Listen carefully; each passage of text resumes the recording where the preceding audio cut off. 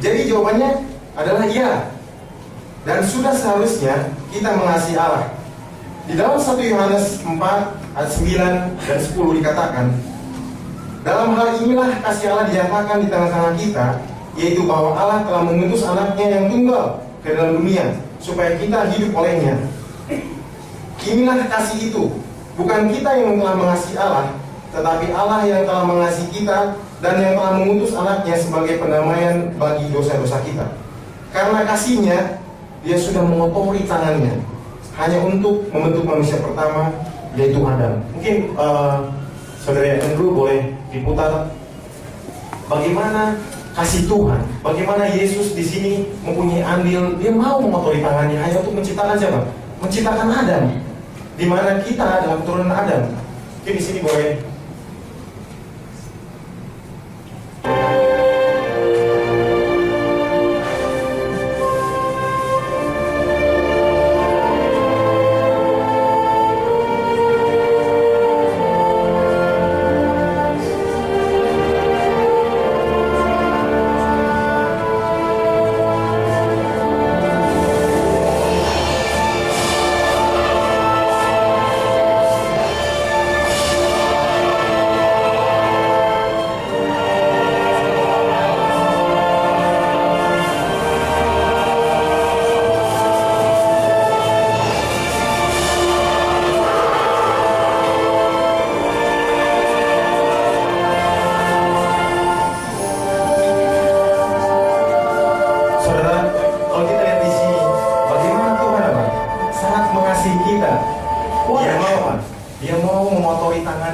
Pada saat dia membentuk siapa?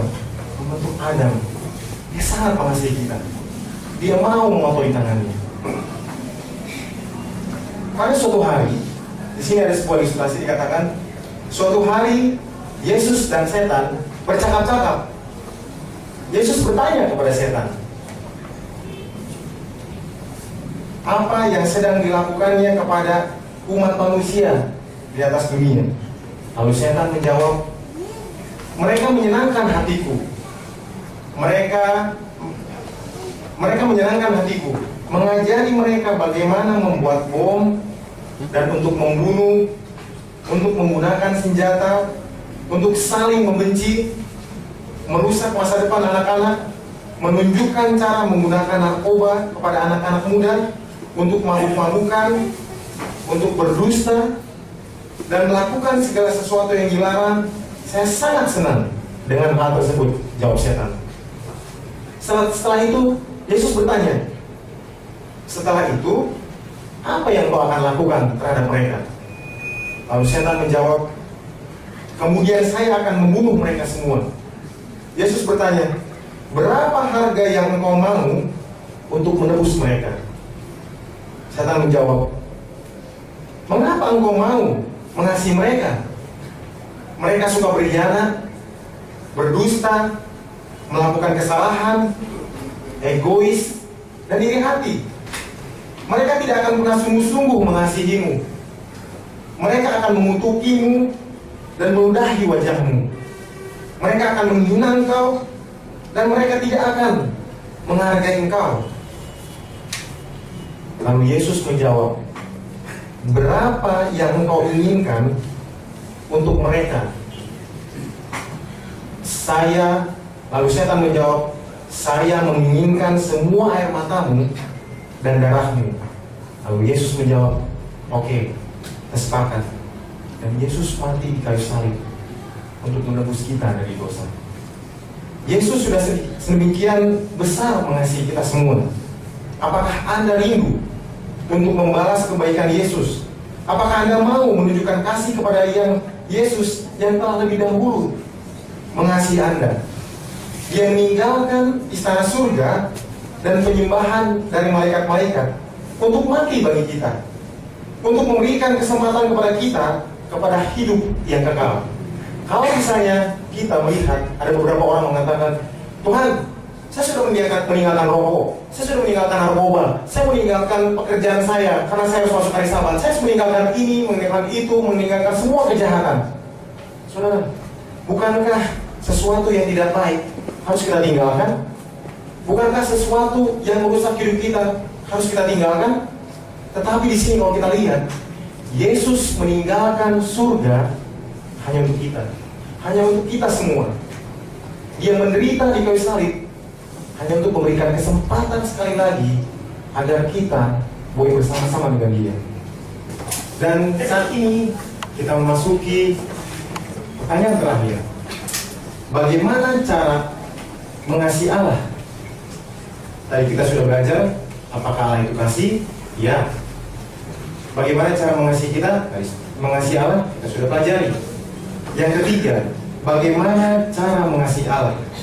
Tadi kita sudah melihat bagaimana Allah adalah kasih dan apa yang menjadi alasan kita untuk mengasihi Allah. Seperti halnya video yang kita saksikan, tadi ada pertanyaan terlebih dahulu. Tetapi kita ingin mengetahui apa atau cara seperti apa mengasihi Allah menurut Allah melalui Alkitab. Di sini dikatakan bahwa mengasihi itu sama seperti dengan pernikahan. Kalau saya kebetulan sudah mempunyai istri, jadi sama halnya dengan pernikahan. Umat Tuhan akan merasa senang melakukan hal-hal yang berkenan di mata Tuhan yang dikasihinya. Dia juga menghindari hal-hal yang tidak menyenangkannya. Di dalam 1 Yohanes 3 ayat 22 dikatakan, dan apa saja yang kita minta, kita memperolehnya daripadanya, karena kita menuruti segala perintahnya dan berbuat apa yang berkenan kepadanya. Jadi dikatakan bahwa kita melakukan apa?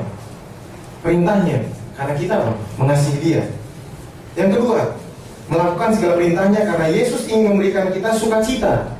Saat ini kalau kita lihat pertentangan besar antara setan dan Tuhan, itu mengenai apakah umat Tuhan bisa nggak mengikuti hukum Allah. Jadi di sini dikatakan bahwa Yohanes 14 ayat 15 dikatakan, jikalau kamu mengasihi aku, kamu akan menuruti segala perintahku. Yohanes 15 ayat 10 dan 11 dikatakan, jikalau kamu menuruti perintahku, kamu akan tinggal di dalam kasihku, dan semuanya itu kukatakan kepadamu, supaya sukacitaku ada di dalam kamu, dan sukacitamu menjadi penuh. Jadi Tuhan ingin kita apa? Bahagia. Dia tidak mau kita apa? Berbeban berat. Dia mau kita bahagia. Oleh sebab itu apa? Tuhan memberikan hukum itu. Yang ketiga, menjaga pikiran-pikiran kita. Filipi 4 ayat 8 katakan, semua yang benar, semua yang jujur, semua yang tepat, semua yang murni, semua yang baik, semua yang baik dicatat, direkam dan dilaporkan, semua yang disebut kebajikan dan patut dipuji, pikirkanlah semuanya itu. Jadi hal-hal yang baik itu yang perlu kita pikirkan. 1 Yohanes 3 ayat 17 dan 18 dikatakan, barang siapa mempunyai harta duniawi dan melihat saudaranya menderita kekurangan, tetapi menutup pintu hatinya terhadap saudaranya itu, bagaimanakah kasih Allah dapat tetap di dalam dirinya? Anak-anakku, marilah kita mengasihi bukan dengan perkataan atau dengan lidah, tetapi dengan perbuatan dan dalam kebenaran. Jadi yang dituntut oleh Tuhan adalah apa? Perbuatan, bukan hanya apa? Hanya saya melakukan ini, saya melakukan. Tuhan mau perbuatan kita. Sudah bisa bayangkan ini merupakan satu hal. Kalau kita ada uang, ada saudara kita yang apa? Butuh. Dikatakan apa? Bagaimana mungkin kasih Allah ada padanya? Tingkah laku dan gaya hidup anak-anak Allah janganlah serupa dengan dunia ini, atau jangan biarkan dunia di sekelilingmu menekanmu sehingga kamu menjadi cetakannya. Jadi saya pada saat mempelajari mengenai tekanan hidup, saya bingung gitu ya kan, apa itu tekanan hidup? Masalah pastinya kan. Tapi pada saat kita pelajari, ternyata tekanan hidup, kalau kita lihat ada cetakan. Kalau kita mencetak sesuatu, harus dia apa? Ditekan kan? Nah, jadi maksudnya apa? Jangan biarkan masalah dunia ini, karena kita memikirkan dunia ini, menekan kita, sehingga yang jadi cetakan itu adalah apa yang dorong? Produk apa? Produk duniawi. Itu maksudnya, dikatakan bahwa apa? Janganlah serupa dengan dunia ini.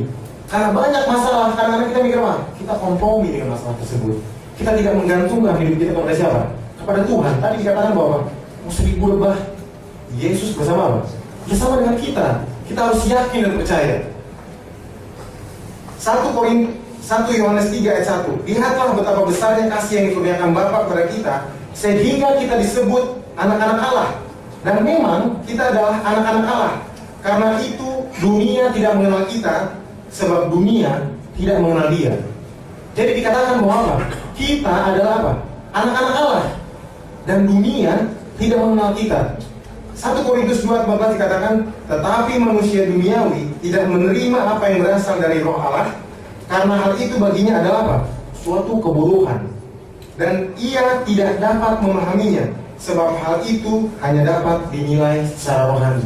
Jadi mungkin kalau kita lihat, ada orang yang mungkin kehidupannya ya, kalau kita lihat religius ya kan, terus dia sedikit-sedikit berdoa, terus dia kadang-kadang kita melihatnya loh, nggak masuk akal gitu ya kan. Ini kok kayak orang ortodoks ya kan, kayak orang kuno gitu ya kan. Tapi di sini katakan bahwa apa? Manusia duniawi nggak pernah mengerti. Mungkin kalau kita kemarin lihat ada orang yang dia tinggalkan pekerjaannya, dia tinggalkan ininya, dia bekerja.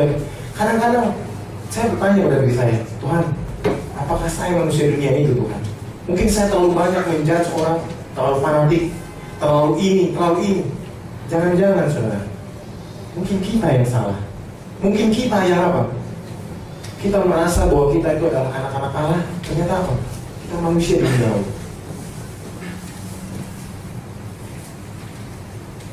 Beberapa persyaratan Tuhan seperti tidak masuk akal dan tidak mungkin buat saya. Saya tak bisa mengerti kenapa hal itu penting. Apa saran Anda? Pada saat kita melihat bahwa kayaknya Tuhan, hal tersebut tuh nggak mungkin Tuhan untuk dilakukan. 1 Yohanes 5:4 dikatakan, sebab semua yang lahir dari Allah mengalahkan dunia, dan inilah kemenangan yang mengalahkan dunia, yaitu apa? Iman kita. Kita harus beriman, kita harus memiliki iman, saudara. Iman itu apa, saudara? Kalau kita lihat bahwa kadang-kadang nggak masuk akal. Saya ingin sharing sedikit. Apa itu iman? Kalau kita lihat di Ibrani 11 ada saksi-saksi iman. Habel mati karena beriman. Henok hidup selama-lamanya karena beriman. Abraham disuruh pergi karena beriman. Nuh disuruh tinggal karena beriman. Yusuf jadi orang kaya karena beriman. Musa jadi orang miskin karena beriman. Apa itu iman, saudara?